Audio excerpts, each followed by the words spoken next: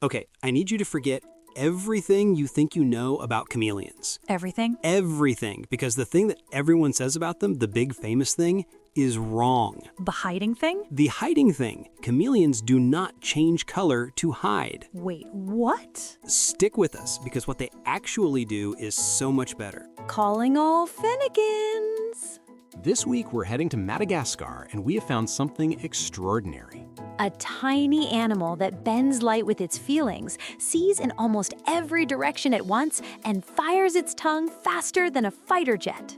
Let's go. It's communication, it's mood, it's temperature. It's like, imagine if your face just showed everything you were feeling in full color, instantly, and you couldn't turn it off. Oh, that sounds exhausting.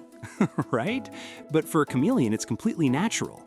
They're covered in these tiny specialized cells. They're different kinds, they all do different things, and together they work like a biological color mixing system.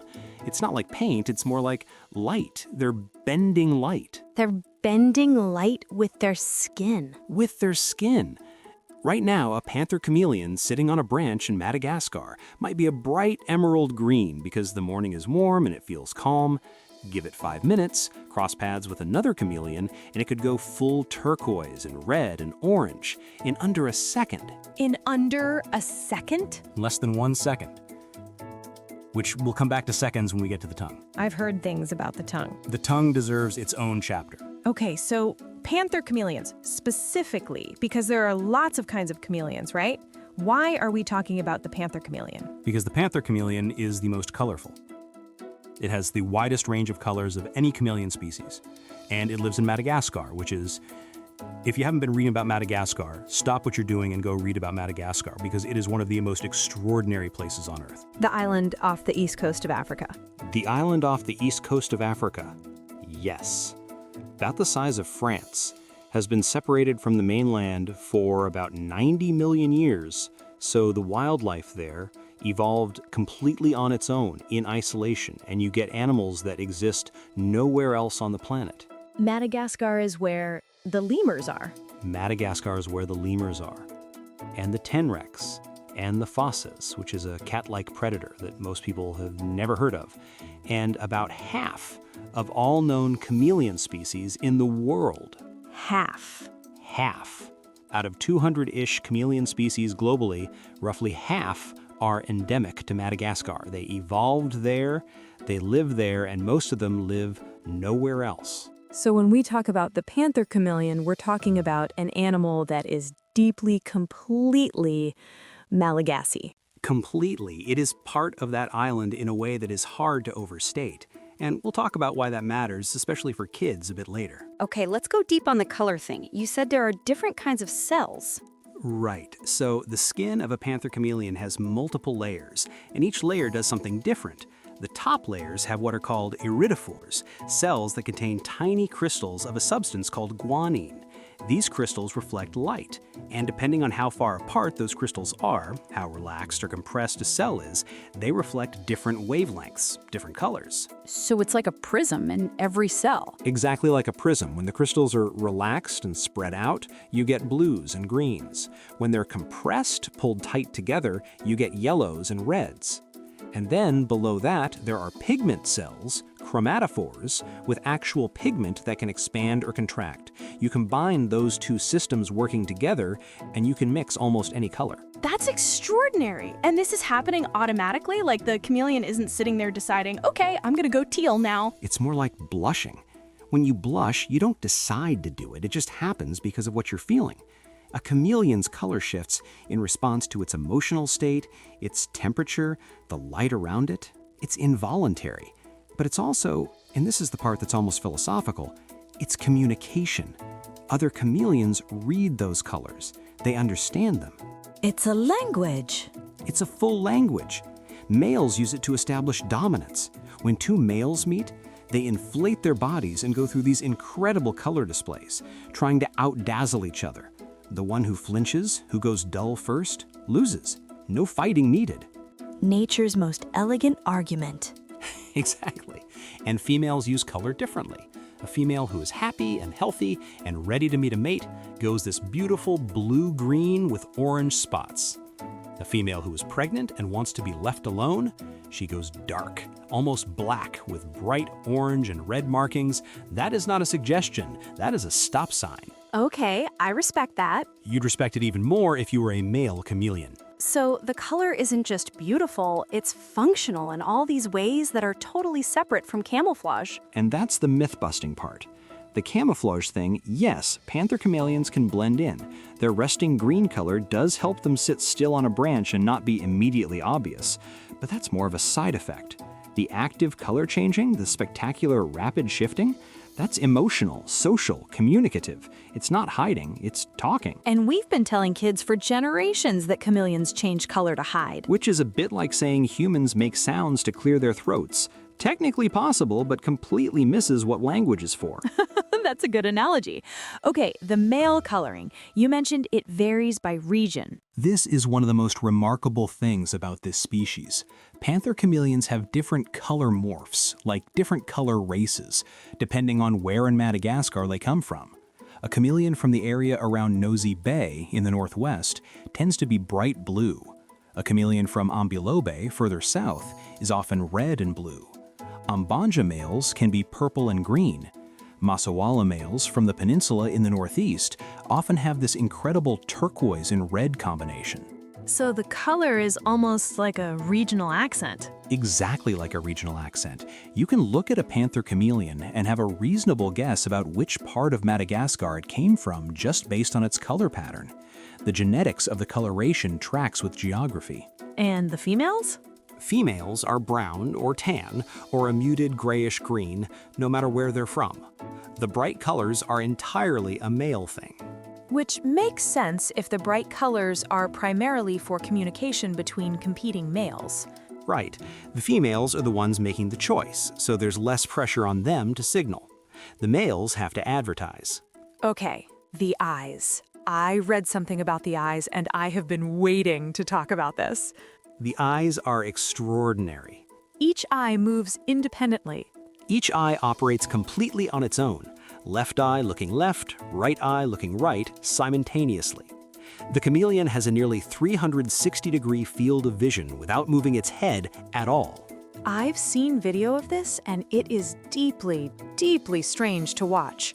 It looks almost wrong, like the animal's broken. But it's not broken. It's solving a problem we don't have. It's a solitary ambush predator. It doesn't run after prey. It sits still and waits for prey to come to it.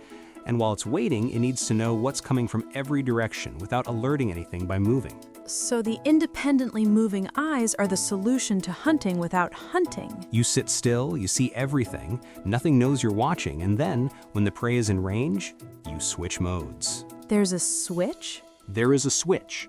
When the chameleon spots something it wants to catch, both eyes swing forward and lock onto the same point. Suddenly, instead of two separate streams of information going to the brain, it's doing what we do, binocular vision. Both eyes converging on the same target, giving it depth perception, letting it calculate exactly how far away the prey is. Because you need depth perception to aim. Because the tongue is coming. And the tongue needs to hit something the size of a cricket from a distance of up to twice the chameleon's body length. You do not wing a shot like that. You calculate. Okay, the eyes being independent, how does that even work anatomically? Like, don't the nerves get tangled? So, this is one of my favorite things from the research this week. Scientists have been trying to understand the anatomy of chameleon eyes for literally 2,000 years. Aristotle wrote about chameleons and got it wrong. He thought they had no optic nerves. And the actual answer to how those eyes can move so freely wasn't confirmed until 2025. 2025? November 2025. Researchers used high-resolution CT scanning, basically a very detailed medical scanner, and they found the answer hidden behind each eye, coiled optic nerves. What does that mean, coiled? Imagine a spring, like the spring inside a pen. The optic nerves in a chameleon's eye are much longer than they need to be, and they're wound up into a tight spiral, coiled behind the eyeball. No other lizard has this, no other reptile has this. It's unique to chameleons. And the coils work like the spring in a tape measure. They let the eye rotate through a huge arc without pulling tight, without getting stretched, without losing signal. So the spiral is the solution. The extra length, coiled up, gives the eye room to move. 2,000 years of zoology, and the answer was, it's a spring. Right there, behind the eye. I love that. Something so elegant and so simple, and it took that long to actually see it. Because they're tiny and they're coiled and you couldn't see them with older techniques. It needed modern imaging to reveal them. And now that we know, it reframes everything about how we think about eye mobility in animals. Okay, the tongue. You've been teasing the tongue. The tongue is what happens when nature decides that slow and patient needs a weapon that is the exact opposite of slow and patient. Set the scene. Chameleon is sitting on his branch. He has been sitting there completely still for, could be half an hour, could be longer. One eye watched a butterfly go past. The other has been tracking a grasshopper on a leaf about 30 centimeters away. The grasshopper is just eating, doesn't know it's being watched. And then, 0 to 60 miles per hour in 1/100th of a second. That's the tongue? That's the tongue.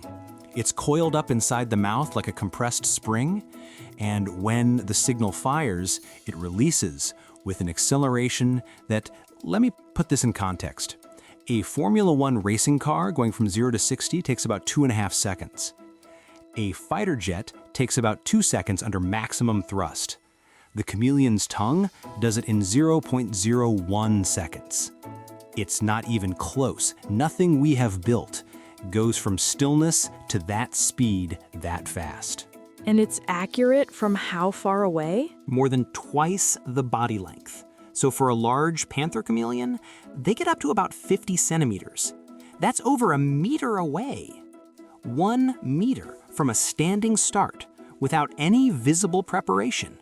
The grasshopper is there, and then the tongue is there, and it's all over before the grasshopper has had time to process that anything has happened. How does it stick? Mucus. The tip of the tongue is coated with sticky mucus that is apparently about 400 times stickier than human saliva.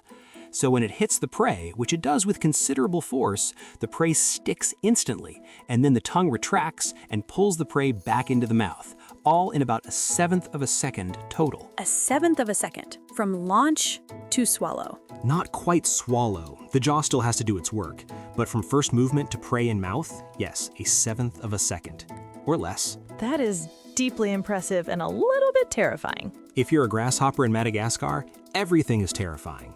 You just don't know which threat is coming. And the tongue is longer than the body? The tongue can extend to more than twice the chameleon's body length. So if Cam is 50 centimeters, his tongue is over a meter. It's not kept hanging out or anything. It's folded and compressed inside the mouth, and the hyoid bone in the throat acts as a launch mechanism. It's not muscle power that fires it. It's more like a slingshot, energy stored in elastic tissue, released all at once. A biological crossbow. A biological crossbow that reset and fires again in seconds. Can we go a little deeper on the actual biology of the color change? Because I feel like we said crystals and moved on, and I want to sit with that. Yes, so let's build it up layer by layer. The skin of a panther chameleon has at least 3 distinct layers of color-producing cells, each doing something different. Like floors in a building. Exactly like floors. The deepest floor has melanophores, cells containing dark brown or black melanin. These are like the contrast and shadow layer. They can spread or contract to darken or lighten the overall appearance. So the black bits. The dark patterning, the outlines, the spots. Above that, you have the chromatophores, cells containing actual pigment, yellow, orange, red. These pigment cells can expand like a balloon to flood an area with color, or contract into a tiny dot and effectively disappear. So if the red cells expand, you get a red patch. Exactly.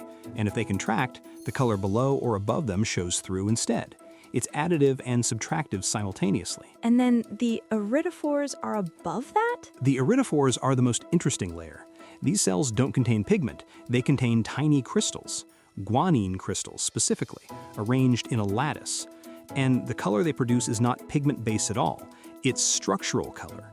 The color comes from the physical spacing of those crystals. Like how a soap bubble has color even though the soap itself is clear. That's exactly the same principle. The crystals reflect specific wavelengths of light based on how far apart they are. When the chameleon relaxes, calm, not stressed, those crystals spread out, and the lattice spacing produces blue and green light.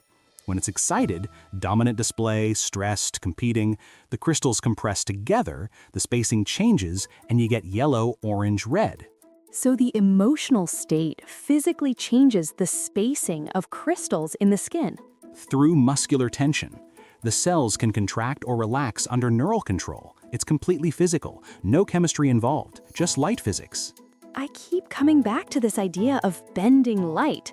These animals are bending light with their feelings. Which is, when you say it out loud, one of the most extraordinary things any animal does. We talk about camouflage in animals all the time, stick insects, leafy sea dragons, snowshoe hares going white in winter, but what panther chameleons are doing is not hiding. It's physics-based emotional expression. It's structural color as language. There's nothing else quite like it in nature. And it all happens in under a second. The fastest color changes, dominance displays when two males meet, can happen in under a second. The full transition from calm green to full alarm red can take a few seconds. But compared to, say, a cuttlefish, which can do rapid color changes too, chameleons are working with a completely different mechanism. Cuttlefish use chromatophores only, and they're incredibly fast. Chameleons have this layered iridophore system on top, which is slower, but produces that extraordinary range and depth of color. So cuttlefish are fast, chameleons are deep. Cuttlefish are rapid fire. Chameleons are full spectrum. Different solutions to related problems evolved completely independently on opposite sides of the planet. Evolution is just endlessly surprising. Every single week. That's why we keep coming back. Let's talk about where chameleons actually lives.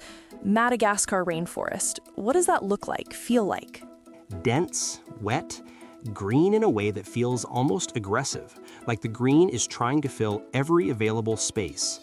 The rainforests in the east and north of Madagascar, where panther chameleons are most common, have this layered quality. A high canopy where the big trees hold the sky, then a mid-layer where most of the wildlife is, then the forest floor, which is dim and damp and full of roots. Panther chameleons live in that middle layer mostly, on branches, in the undergrowth, sometimes right near people. Near people? They're adaptable. Unlike a lot of rainforest specialists who can only survive in undisturbed forest, panther chameleons can make a go of it in gardens, along roadsides, in degraded patches near towns. That adaptability has helped them survive the habitat changes happening in Madagascar. But it also means they're more visible, more accessible, and unfortunately more available to the pet trade. Which we should talk about. We should, but let me paint the full picture of their life first. Yes, please. So a panther chameleon wakes up in the morning, and the first thing it does is thermoregulate. They're reptiles, cold-blooded, so they need external heat to get their body up to working temperature. They'll position themselves in a patch of sunlight, turn darker to absorb more heat, and basically warm up slowly over the first hour or two. They can control their temperature with color too. They absolutely can. Darker color absorbs more heat, lighter color reflects it. It's a built-in thermostat. Once they're warm, they start hunting. They move, that distinctive rocking walk along branches, watching everything with those independent eyes, and they wait. The rocking walk. Why do they rock? Nobody is completely sure, actually. The leading theory is that it mimics a leaf moving in a breeze. So to any predator watching, the moving chameleon looks like foliage, not an animal. But there might also be something about it that helps their visual system. The movement could help them judge distance. Their vision is calibrated for movement. Chameleons are very responsive to movement. Anything that moves is either prey or threat. Anything still might be ignored. So the rocking might be a way of making themselves look like the environment rather than a thing in the environment. What do they eat? Mainly insects. Grasshoppers, crickets, beetles, flies. Occasionally they'll take something larger, a small lizard, rarely a small frog, but mostly insects. And they drink in a characteristically chameleon way. They lick droplets of water off leaves rather than drinking from standing water. They actually prefer running water if they can get it. Which is very Madagascar, actually. Madagascar is full of streams and waterfalls. Very much so. And chameleons have been observed in the wild, specifically choosing spots near moving water. It's not proven, but it seems like they have a preference. How long do they live? And here's a fact that always stops me. In the wild, most panther chameleons don't make it past their first year. Their first year. They mature incredibly fast. A panther chameleon reaches sexual maturity at about 7 months. They breed, lay eggs, and then the adults often don't survive much past that. Females especially, the physical cost of egg production is significant. In the wild, a female panther chameleon might live 2 or 3 years maximum, and often less. But in captivity, they can live much longer? Males in good captive care can reach 5 to 7 years. Females 2 to 3 because the reproductive cost is still there even in captivity. The wild is genuinely hard. Predators, weather, finding food and water, finding mates. Captivity removes most of those challenges, which is part of the complicated story around the pet trade. You mentioned they mature at 7 months? That is shockingly fast. It's one of those facts that really reframes how you think about their lives. A panther chameleon hatches from an egg, and by the way, they're buried eggs incubated in the soil for about 9 to 12 months before they hatch, and when that baby chameleon emerges, it is essentially a miniature adult, fully formed, fully capable, doing all the things adults do. How big at hatching? Tiny, a few centimeters, but perfectly proportioned. Those independent eyes, those zygodactyl feet, that spring-loaded tongue, all working from day one. From day one? A hatchling panther chameleon can catch insects with its tongue. Not as accurately or as far as an adult, but the mechanism is there and functional immediately. They don't have a helpless phase the way a lot of animals do. They're on their own from the moment they dig out of the soil. Because the parents are gone. Chameleons are solitary. The female lays her eggs. She can lay up to 80 eggs in a clutch, though 30 to 40 is more typical for a panther chameleon, buries them in the soil, and then leaves. She'll never see her offspring. The eggs incubate for months underground, and when the babies hatch, they're completely alone. 80 eggs. Up to 80. And then after laying, the female is often in such poor condition from the physical cost of producing all those eggs that she may not survive much longer herself. The wild is very hard on female panther chameleons. They pour everything into that one reproductive effort. That's heartbreaking and also kind of awe-inspiring. It's the R selection strategy, producing many offspring and investing nothing in individual care, versus the K selection strategy we use, producing few offspring and investing enormously in each one. Neither is better, they're just different bets on how to keep a species going. And the hatchlings are on their own. They have to figure out hunting, color signaling, everything without being taught. It's all instinct. They hatch knowing how to be chameleons. The tongue mechanism, the eye movement, the color system, all of it is hardwired, which tells you something about how ancient and stable these behaviors are. They didn't need to be learned because evolution had millions of years to make them automatic. And they reach sexual maturity at 7 months. So a chameleon that hatches in spring could be breeding by autumn. And might be dead by the following spring. For wild females especially, the reproductive cost is so high that many don't survive past their first or second breeding season. It's a very compressed life, lived very fully, very fast. Makes you look at Cammy differently. It does. This animal that we're picturing sitting peacefully on a branch in the morning light, it's in this incredibly intense, compressed existence, growing fast, competing hard, breeding once, maybe twice, and then gone. Every day counts in a way that I think is hard for us to fully feel. Which makes protecting those days, protecting that habitat, even more important. Exactly right, which brings us to the difficult part. Let's talk about that, because I know some families listening have kids who are fascinated by chameleons precisely because they look so incredible, and some of those kids might want one. And it's worth talking about, honestly. Panther chameleons are listed as least concern by the IUCN. They're not on the edge of extinction. They're widespread, they're adaptable, and their population seems stable. So this is not a critically endangered species emergency situation. But the pet trade is a real issue. Panther chameleons are one of the most sought-after reptile pets in the world because they're beautiful and because they breed fairly readily in captivity. And that's actually the complicated part. There are a lot of captive-bred panther chameleons in the trade now. If you're buying from a reputable breeder, you're not necessarily harming wild populations. But if you're buying wild-caught animals, If you're buying wild-caught, and there is still a market for them because wild morphs from specific locales are prized, then you're contributing to pressure on wild populations. And wild chameleons, particularly adults, often don't survive the stress of capture and shipping. The mortality rates in wild-caught reptile transport are genuinely troubling. So the message for kids isn't chameleons are endangered, never think about them as pets. The message is more nuanced than that. It's these animals belong to Madagascar. Their color, their behavior, their whole way of being, it's shaped by that specific place, those specific forests, that specific light and humidity and insect life. And the best way to love them is to love the place they come from. Which means? Which means supporting organizations that protect Madagascar's rainforests. Which means if you ever get to see one in a reputable zoo or wildlife sanctuary, really looking at it, really seeing it, and letting that be enough. And if you ever do choose to keep one as a pet when you're older, doing the research, buying only from ethical captive breeders, and understanding that these are complex animals with complex needs. They're not easy pets. They're genuinely difficult. They need very specific humidity and temperature ranges, live food, UV lighting, running water. Most chameleons that end up in casual pet trade situations don't thrive. They're not a lizard you can put in a tank and forget about.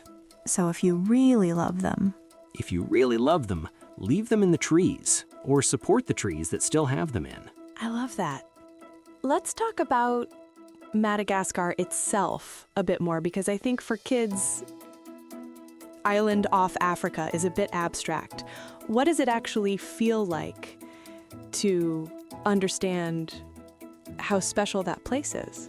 Madagascar is, I always say this, the closest thing to a lost world that actually exists. It broke away from the African continent about 90 million years ago, give or take, and then it drifted in isolation for tens of millions of years. No land bridges, very little migration in or out. so whatever was there when it broke away just stayed. Stayed and evolved entirely on its own. And the result is an island where roughly 90% of its wildlife is endemic, found nowhere else on Earth, nowhere. The lemurs, all of them, all 100 plus species, only in Madagascar. The phasas, the tenrecs, the majority of chameleon species, a huge proportion of the world's orchids and palms and baobabs. It's like a separate experiment in evolution happened there, in parallel with the rest of the world. and it's under enormous pressure. Madagascar is one of the world's biodiversity hotspots, which sounds like a good thing, but means something specific and fairly alarming. A biodiversity hotspot is a region with exceptional concentrations of endemic species that has lost at least 70% of its original habitat. 70%. Madagascar has lost more than 90% of its original forest cover, depending on which study you look at. It has one of the highest deforestation rates in the world. And because so much of its wildlife is endemic, found nowhere else, losing that habitat means losing species forever. There's no backup population somewhere else. That's the crucial thing. If Madagascar loses its panther chameleons, they don't exist anywhere else in the wild. There are captive populations, there are zoos, but wild panther chameleons in their full complexity adapted to that specific ecosystem, living their compressed, brilliant lives in the canopy. That's only there. So when we say, if you love them, leave them in the trees, We also mean help protect the trees, because the trees are the whole story. The chameleons, the lemurs, the insects they eat, the water system the forest maintains, the local communities that have lived alongside this ecosystem for centuries. It's all connected. what can families do, specifically? Honestly, the most accessible thing, and this is true for most conservation, is to choose where your attention goes and where your money goes. Following organizations that work specifically in Madagascar, the Wildlife Conservation Society has programs there. Missouri Botanical Garden has been working on Madagascar's plant life for decades. Even small choices around ethical sourcing of exotic pets, asking where an animal came from, supporting only captive bred trade, add up. And for kids specifically? For kids, care about the animal, really care about it. Let Cam be real to them, because children who love wild things grow into adults who protect wild things. That's the whole premise of what we're doing here. That's why Fenekie Explorer Club exists. That's why the club exists, not to make kids worried about the world, but to make them fall in love with it. And love is what protects things. Okay, before we close out, I want to do a few more facts because there are some things in the research brief that I didn't know and I think our Fennekians are going to love. Go for it. The feet. Oh, the feet are great. Chameleon feet look like boxing gloves. There is zygodactyl, which is a great word. It means the toes are fused together into two opposing groups. On the front feet, 2 toes point one way and 3 point the other. On the back feet, it's reversed. So each foot is like a pair of tongs, gripping from both sides of a branch. They can't really walk on flat ground, can they? They're not built for it. Those feet are perfect for branches and absolutely awkward on anything flat. If you put a chameleon on a flat surface, they kind of lurch around looking very undignified. They belong in the trees. The name, where does the word chameleon come from? Ancient Greek, chamai, meaning on the ground or dwarf, and leon, meaning lion. Ground lion, dwarf lion. They called this tiny insect-eating lizard a lion? The Greeks were dramatic. But also, look at a chameleon head-on when it's doing a dominance display. It puffs itself up, raises its casque, goes full color. There's something almost regal about it. A very small, very regal lion. A very small, very colorful lion that can see you coming from every direction while staying completely still. The tail. The prehensile tail, yes. A panther chameleon's tail is roughly as long as the rest of its body, and it can wrap around branches and grip with real strength. It's a fifth limb. And when they sleep, which they do on branches at night, they wrap the tail around a branch like a safety rope. So even if they relax in their sleep, they don't fall. That's wonderful. They literally tie themselves to the branch. Every single night, tail wrapped around, grip secure, sleeping in the dark with the forest around them. Okay, one more. The rocking. We talked about why they might rock when they walk, but there's something about the way they hunt too, right? The hunting rock. Yes, when a chameleon is stalking prey, it rocks even more deliberately, very slowly, side to side, almost hypnotic to watch. The prey, in theory, is less alarmed by something that looks like it's moving with the wind than something marching directly toward it. So the chameleon is using movement to disguise movement. That's actually a really sophisticated strategy. These are not simple animals. They have a small brain relative to their body, but they have solved a huge number of problems very elegantly. The independent eyes, the spring-loaded tongue, the color system, the gripping feet, the safety rope tail. Every feature of a chameleon is the result of millions of years of evolution solving specific problems. They're incredibly well designed. Designed is a strong word. Shaped, maybe. Shaped by time and pressure and Madagascar's very specific demands. And the result is one of the most remarkable animals on Earth. One more thing before we close. The name, chameleon. Where does that actually come from? Ancient Greek. Kamai meaning on the ground or dwarf, and leon meaning lion. So, ground lion, dwarf lion. They named this tiny insect eater a lion. The Greeks were dramatic, but in fairness, watch a male panther chameleon doing a full dominance display. It puffs up, raises its casque, turns those alarm colors, inflates its body to look bigger. There is something in that performance that reads as fierce, even when the animal is 20 centimeters long. A very small, very serious lion. A very small lion who can see you coming from every direction while barely moving. I'd take that seriously. And in Madagascar, how do local people relate to them? This is something I find really moving. In Malagasy culture, the panther chameleon is a symbol of intelligence and careful observation, the ability to look in two directions at once, to move slowly and deliberately, to be patient. These are qualities that the culture genuinely respects. There's a Malagasy proverb roughly translated as, "The chameleon keeps one eye on the past and one eye on the future, which is why it moves so carefully in the present." Oh, that's beautiful. Isn't it? The animal's biology becomes a philosophy. The two independent eyes, a scientific fact about hunting adaptation, becomes a metaphor for wisdom, for holding the past and the future simultaneously while living carefully in the now. I want that to be our philosophy at the Explorer Club. It should be. One eye on where we've been, one eye on where we're going, moving carefully in between. That's going on the wall. What I love about that cultural framing is that it shows how deep the relationship between people and this animal goes. This isn't an animal that Malagasy people discovered last century. They've been living alongside panther chameleons for as long as humans have been in Madagascar, which is about 2,000 years. 2,000 years of watching this animal, thinking about it, weeding it into their understanding of the world. And then we show up and call it exotic and put it in a tank. And the contrast is pretty stark.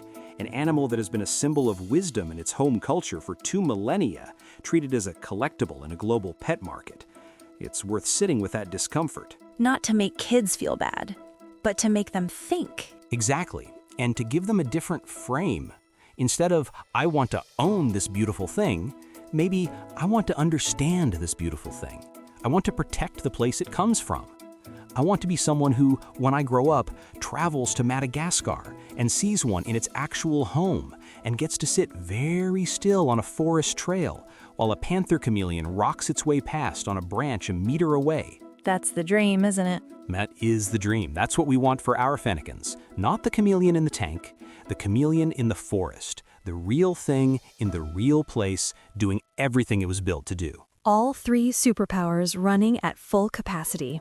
Eyes in 2 directions, color shifting with the afternoon mood, tongue ready to fire at something that doesn't know it's being watched. I love this job. I love this job too. Okay, quiz time. 3 questions, Fennekians. See how many you get. Question 1. A panther chameleon changes color to hide. True or false?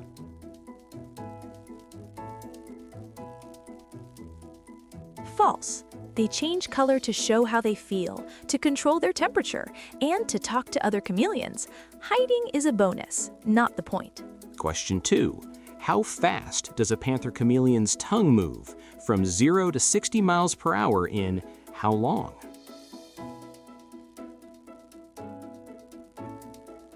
One-hundredth of a second, 0.01 seconds, faster than a fighter jet. Question 3. Scientists solved a 2,000-year mystery about chameleon eyes in what year? 2025. And the answer was a coiled spring hidden behind each eyeball. 3 for 3, you're officially a chameleon expert. Add that to the badge collection. That's the panther chameleon.